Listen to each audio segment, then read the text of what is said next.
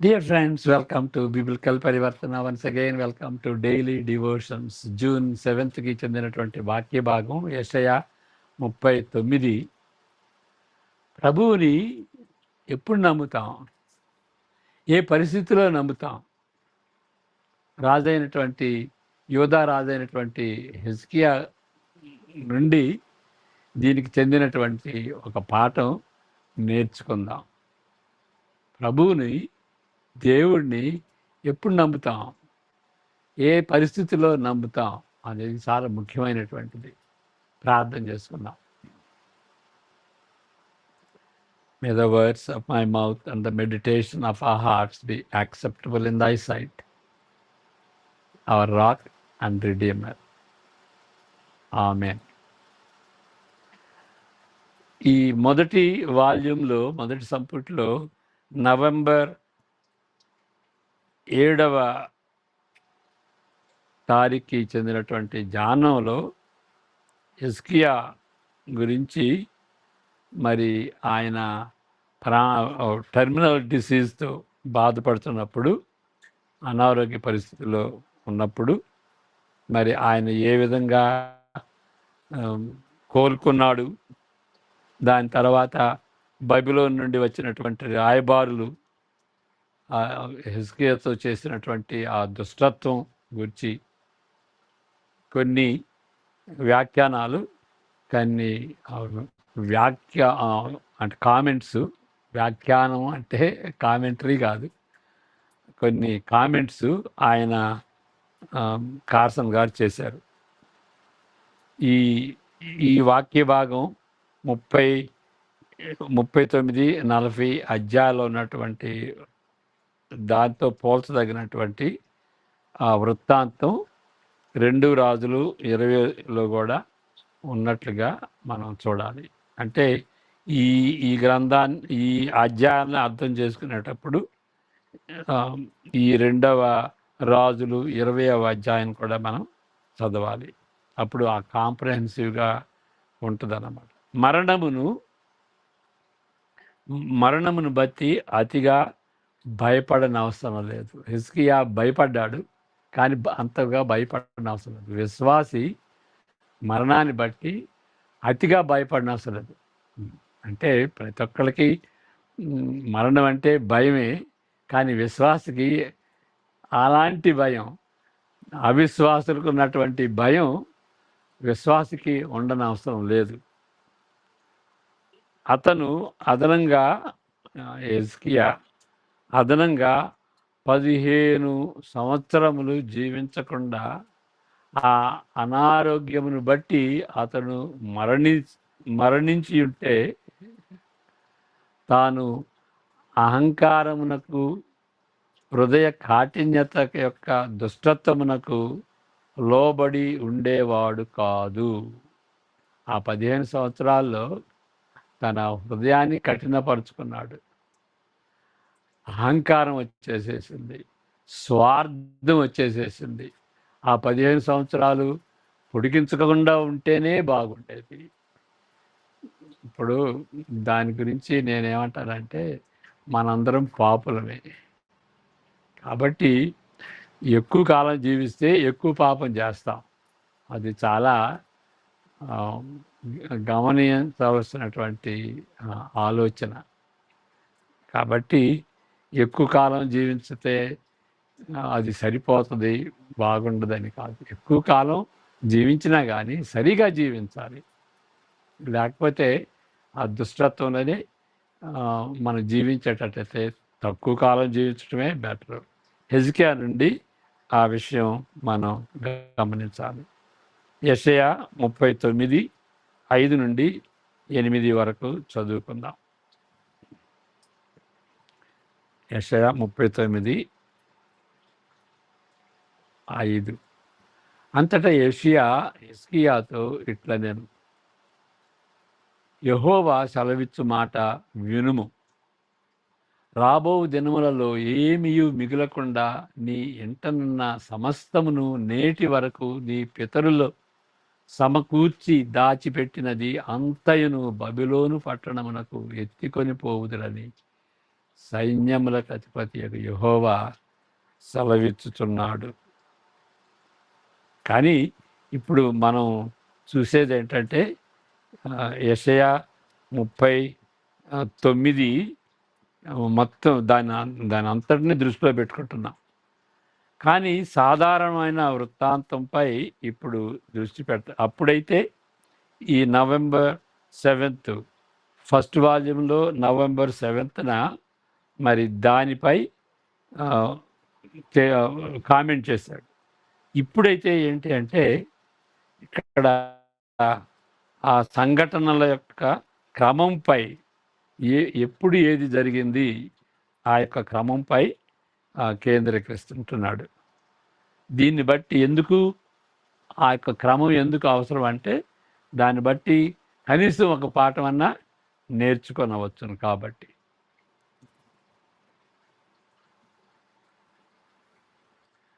ఆయన కార్సన్ గారు ఆ యొక్క ఆ డేట్స్ ఇక్కడ సంఘటనల యొక్క క్రమం అన్నాడు కదా. ఆ క్రమాన్ని నా మాటల్లో చెబుతాను ముందు, తర్వాత ఈ ఈ యొక్క ఈ యొక్క పారాగ్రాఫ్ని చదువుతాను. దాని యొక్క సారాంశం చాలా ముఖ్యం అన్నమాట. అదేంటి అని అంటే హెజ్కియా ఆయన టైం లైన్ ఏ విధంగా అర్థం చేసుకోవాలి.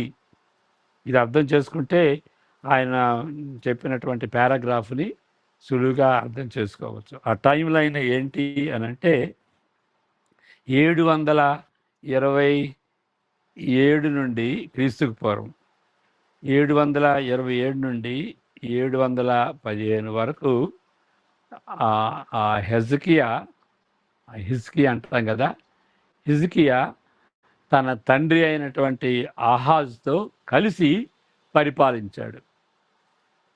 727 నుండి 12 సంవత్సరాలు ఆయన కలిసి పరిపాలించాడు. తర్వాత ఆయన ఆహాజ్ చనిపోయిన తర్వాత ఒక్కడే పరిపాలించాడు. ఓకే, అది మనం గమనించాలి. అక్కడి నుండి ఆయన చనిపోయింది ఎప్పుడు అంటే 698వ సంవత్సరంలో ఆయన చనిపోయాడు.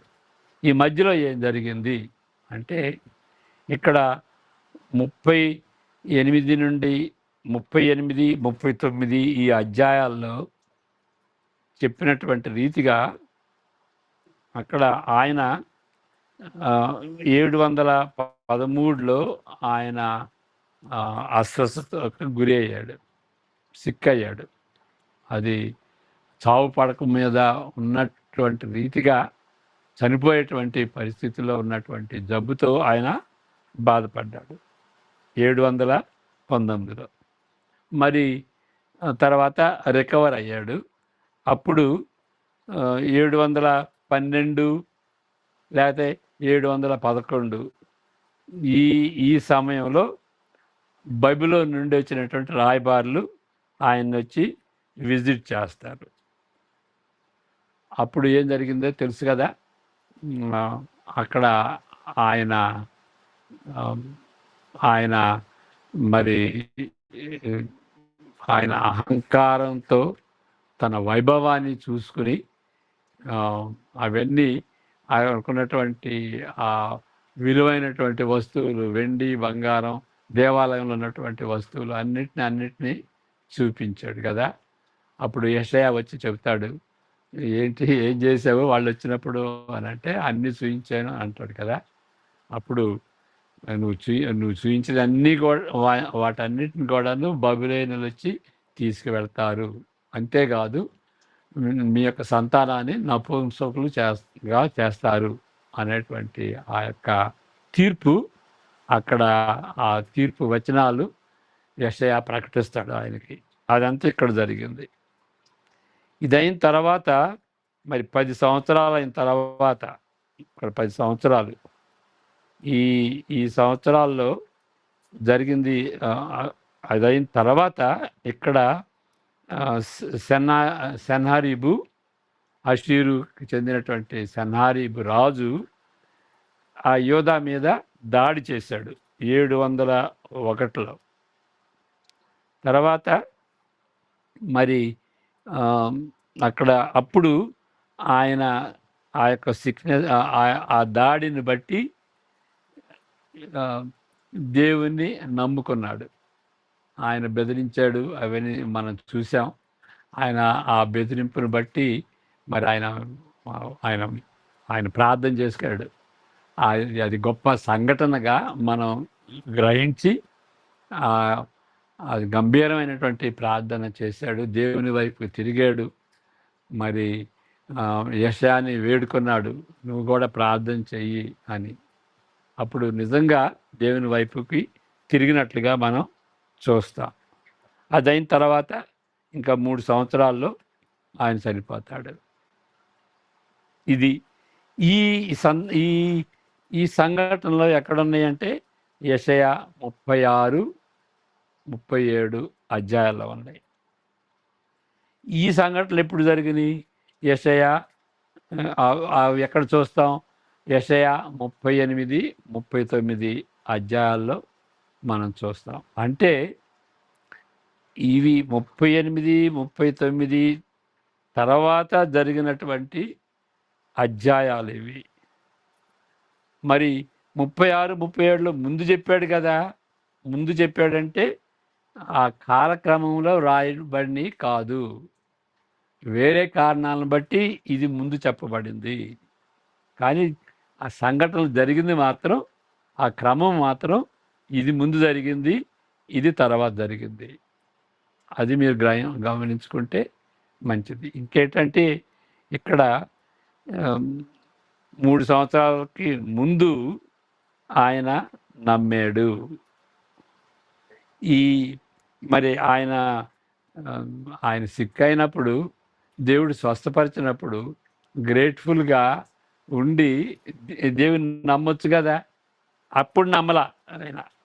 10 సంవత్సరాల తర్వాత అక్కడ ఈ అషూరు ఇన్వేట్ చేసినప్పుడు,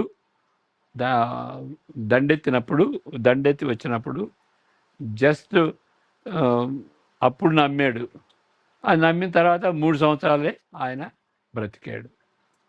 కాబట్టి ఎప్పుడు నమ్ముతున్నాం అనేటువంటి ప్రశ్న. ఏ పరిస్థితిలో నమ్ముతున్నాం? ఇక్కడ ఎందుకు నమ్మకూడదు? ఇక్కడ ఆశీర్వదించాడు కదా దేవుడు, అర్లీగా నమ్మొచ్చు కదా. మరి ఇప్పుడు దాకా ఈ పరిస్థితి దాకా ఎందుకు ఉండాల్సి వచ్చింది? మరణించబోయే ముందు ఎందుకు నమ్మాలి అనేటువంటి ప్రశ్న. ఇప్పుడు చదువుకుందాం. పరిపాలన జరిగిన కాలమును గూర్చి చాలా తర్కాలు ఉంటున్నాయి. కానీ సెన్హెరీబు దండయాత్ర మాత్రం క్లియర్గా ఎప్పుడు జరిగిందో మనకి క్లియర్గా తెలుసు. అదేంటంటే ఆ దండయాత్ర 701లో, 7001 కాదు, 701లో జరిగినట్టుగా మనం గ్రహించాలి. సంభవించినట్లు మాత్రం స్పష్టంగా ఉంటుంది. 36:1 చదువుదాం. 36:1.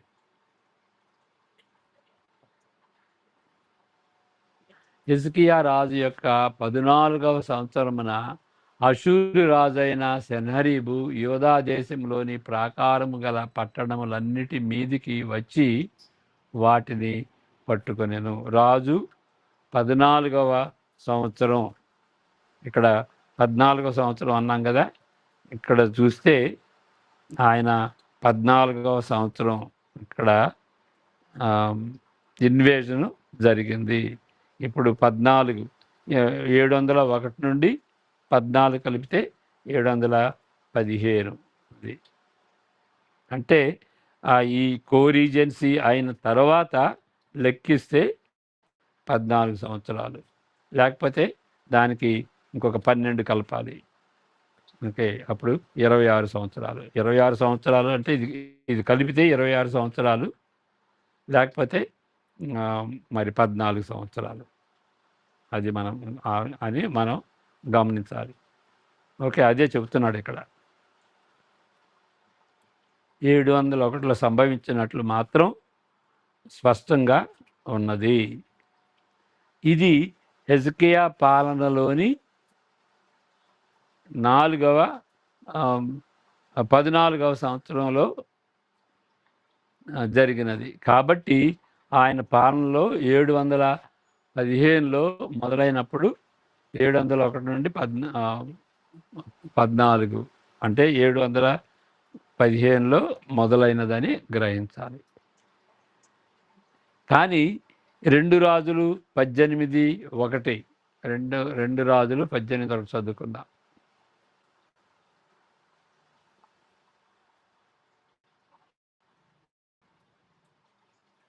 2 రాజులు 18:1 ఇశ్రాయేలు రాజును ఏలా కుమారుడైన హోషియా ఏలుబడిలో 3వ సంవత్సరమందు యూదా రాజును ఆహాజు కుమారుడైన హెజ్కియా ఏలనారంభించను.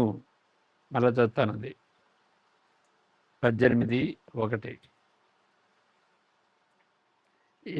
ఇశ్రాయేలు రాజును ఏలా కుమారుడైన హోషేయ ఏలుబడిలో 3వ సంవత్సరమందు యూదా రాజును ఆహాజు కుమారుడైన హెజ్కియా ఏలనారంభించాడు. దీన్ని బట్టి మనం గ్రహించేది ఏంటి అంటే, ఇశ్రాయేలు రాజు హోషేయ ఏలుబడిలో 3వ సంవత్సరంలో అనగా సుమారు 715లో ఆహాజు చనిపోయినప్పుడు, అటు తరువాత ఆయన ఒక్కడే వెళ్తున్నప్పుడు, ఆహాజు చనిపోయిన తర్వాత ఒక్కడే వెళ్ళటం ప్రారంభించినప్పుడు ఇశ్రాయేలు యూదా రాజులతో ఇద్దరు కలిసి పరిపాలించట సాధారణమైన ప్రక్రియ. కాబట్టి హెజ్కియా పరిపాలనలో 14వ సంవత్సరంలో కానీ 26వ సంవత్సరంలో కానీ జరిగి ఉంటుంది. 26 ఇక్కడ కరెక్షన్ ఉంది. 26వ సంవత్సరం అని గమనించాలి.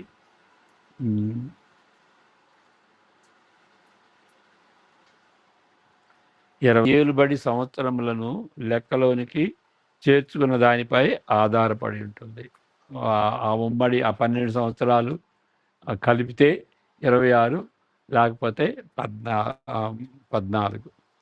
వారి ఉమ్మడి పరిపాలనను కలుపుకున్న ఎడల హిజ్కియా 29 సంవత్సరములు పరిపాలించారు. దీన్ని బట్టి ఆయన 698లో మరణించెను. ఆ క్యాలిక్యులేషన్. అంతకుముందు 15 సంవత్సరముల క్రిందట అతను 713లో అనారోగ్యమునకు గురి అయ్యాడు అని 38:5ని బట్టి మనం గ్రహించుకోవచ్చు. ఇది జరిగిన కొద్ది వ్యవధిలోనే 212-11లో బబిలోను రాయబారులు వచ్చినట్లు కనిపిస్తుంది. సెన్హరీబు పాలనలో అషూరు దాడి చేయక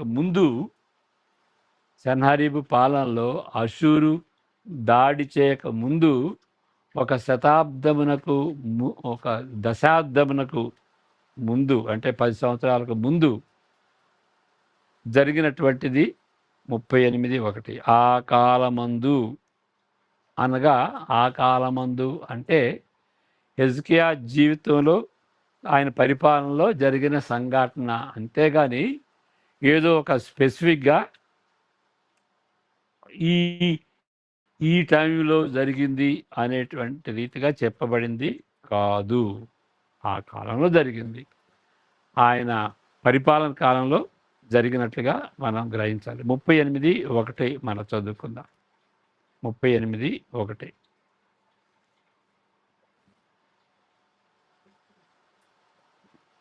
ఆ దినములలో లేకపోతే ఆ కాలమందు ఏదైనా కానీ ఒకటే. ఆ దినములలో హిజ్కియాకు మరణకరమైన రోగము కలుగగా ప్రవక్తయు ఆమోజు కుమారుడైన యెషయా అతని యొద్దకు వచ్చి, నీవు మరణమవుతున్నావు, బ్రతుకవు కనుక నీవు నీ ఇల్లు చక్కబెట్టుకొనుమని యెహోవా సెలవిచ్చుచున్నాడని చెప్పగా, కాబట్టి ఆ దినములలో అంటే ఆ కాలంలో. అంటే స్పెసిఫిక్గా అప్పుడు జరిగింది, ఎప్పుడు జరిగింది అనేది మాత్రం లేదు. అంటే దాని అర్థం ఏంటంటే దా ఆ కాలంలో జరిగింది కాబట్టి తర్వాత జరిగింది అని మనం అనుకోవటానికి వీల్లేదు.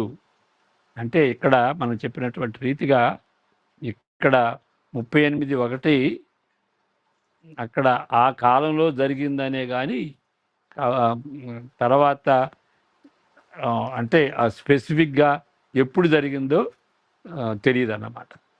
అంటే ఇది వీటి తర్వాత వీటి తర్వాత కూడా జరిగి ఉండొచ్చు అనేటువంటి అవకాశం ఉన్నది. అంటే ఇదే ముందు జరిగింది అనటానికి అవకాశం ఉన్నది.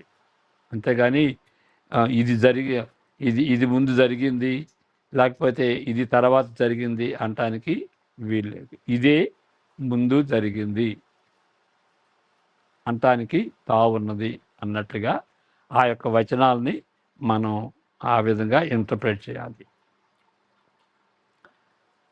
అనగా హెజ్కియా జీవితంలో ఆయన పరిపాలనలో జరిగిన సంఘటన కాలమును సాధారణంగా సూచిస్తున్నదే కానీ ఒక ప్రత్యేకమైన సమయమును సూచించటలేదు. దీని అర్థం ఏంటి? ఇప్పుడు అప్లికేషన్కి వస్తున్నాం. దీని అర్థం ఏమనగా సెన్నరీబు దాడి చేసిన తరువాత యెషయా 38, 39 అధ్యాయంలోని సంఘటనలు జరిగినట్లు తలంచకూడదు. అంటే 36, 37 జరిగిన తరువాత 38, 39 ఉన్నటువంటి సంగతులు జరిగినట్టుగా మనం తలంచకూడదు. 36, 37 అధ్యాయాల్లో ఆయన సహనంగా నమ్మికతో ప్రార్థన చేసి విధేయత చూపించినట్లు తరువాత ఆయన అపనమ్మికతో వెనకబడినట్టుగా తలంచకూడదు. ఇక్కడ అర్థం చేసుకునవలసింది సమస్య దానికంటే చాలా సంక్లిష్టమైంది, చాలా కాంప్లెక్స్గా ఉన్నటువంటిది. అంటే బాగా ఆలోచించాలి. ఫలవంతమైన ఏలుబడి తరువాత హెజ్కియా అనారోగ్యమునకు గురి అయి అద్భుతంగా కోలుకున్నాడు. అటు తరువాత బబిలోను రాయబారులతో తన గొప్పతనమును చూపిస్తూ గర్వపడ్డాడు. అది 39వ వచనం. అప్పుడే అషూరుతో తిరుగుబాటు చేయు ఆలోచన అప్పుడే పుట్టొచ్చు. అందువల్ల అషూరు దాదాపు పూర్తిగా అణచినప్పుడు, ఎందుకంటే ఆ విధంగా ఆలోచించి తిరుగుబాటు చేయాలని ఆలోచించాడు కాబట్టి అషూరు రాజు ఆయన్ని అణగదొక్కాడు. అప్పుడు యెహోవాను నమ్మాలని అప్పుడు నేర్చుకున్నాడు. ఆ దాడి జరిగిన 3 సంవత్సరములకు ఆయన మరణించెను. ఈ సంఘటనల కాలక్రమము సరి అయితే, ఈ యొక్క రీకన్స్ట్రక్షన్ సరి అయితే యెషయా 39:8లోని హెజ్కియా యొక్క అసాధారణమైన సామర్థ్యము దేవుని ఎడల దేవుని యొక్క ప్రవక్త ఎడల చూపిన కఠినమైనటువంటి వైఖరి, గతిలేని పరిస్థితి సంభవించేంత వరకు ఆయన కఠినమైనటువంటి వైఖరి, అసాధారణమైనటువంటి స్వార్థాన్ని చూయించుకున్నాడు. ఆ 10 సంవత్సరాలు ఆ విధంగా జీవించాడు. ఇక ఏ గతి లేక అప్పుడు దేవుణ్ణి నమ్మాడు. ఆ విధంగా అర్థం చేసుకోవాలి. ఇప్పుడు మనం నేర్చుకునేది ఏంటంటే, ఏ సందర్భంలో మనం దేవుని నమ్ముతున్నాం? ఇక ఏ గతి లేనప్పుడు నమ్మటమేనా? ఆ గతి దేవుడు కల్పించేంత వరకు ఉండాలా? దేవుని ఆశీర్వాదం పొంది ఆయన స్వస్థపరచబడినప్పుడు అప్పుడు ఎందుకు నమ్మలేదు? ఆ 10 సంవత్సరాలు గర్వంతో, స్వార్థంతో, ఆ కఠిన హృదయంతో ఎందుకు ఆయన జీవించాలి? కాబట్టి పొడిగించినటువంటి ఆ కాలం అది చాలా తప్పుగా ఆయన స్పెండ్ చేశాడన్నమాట. కాబట్టి ఆ 15 సంవత్సరాలు పొడిగించినటువంటి ఆ యొక్క ఆ ఆ పొడిగించినటువంటి ఆ జీవిత కాలం జీవించే కంటే తక్కువ కాలం జీవించుకుని పరిశుద్ధంగా జీవించటం బెటరు. మరి యేసుక్రీస్తు కూడాను 33 సంవత్సరాలు ఆయన బ్రతికినప్పటికీ మరి క్వాలిటీ లైఫ్ జీవించాడన్నమాట. ఆ విధంగా మన దినాలు మన చేతిలో లేవు, కానీ మనం దేవుని కొరకు దేవునిపై ఆధారపడి జీవించటం అది చాలా ప్రాముఖ్యమైనది. అంతేగాని మన జీవితంలో ఉపద్రవం వచ్చేంత వరకు గతి లేని పరిస్థితి వచ్చినప్పుడు చిట్ట చివరికి మరణించబోయేటువంటి సమయంలో దేవుని నమ్మటం అది మంచిది కాదు. అప్పుడు మనకే అనుమానం వస్తుంది, దాన్ని బట్టి నేను నమ్మాను. అంతేగాని అర్థపూరితంగా ఆలోచించి దేవుడు దేవుడు కాబట్టి ఆయన నమ్మాలి, నన్ను ప్రేమించాడు ఆ సువార్తను బట్టి నేను నమ్మాలి అనేటువంటిది లేకపోతే దేవుడు ఏదో ఆ యొక్క గతి లేక నమ్మినటువంటి రీతిగా ఉంటుంది. అది ఎలాంటి నమ్మిక, ఎంత గట్టి నమ్మిక అని మనకే అనుమానం వస్తుంది అన్నమాట. కాబట్టి మనం దేవుడు కాబట్టి నమ్మాలి, సువార్త సత్యం కాబట్టి యేసుక్రీస్తుని నమ్మాలి అని మనం గమనించుకోవాలి. ప్రార్థన చేసుకుందాం. May the grace of the Lord Jesus Christ, the love of the Father, and the fellowship of the Holy Spirit be with each one of us now and all the days to come. Amen. God bless you.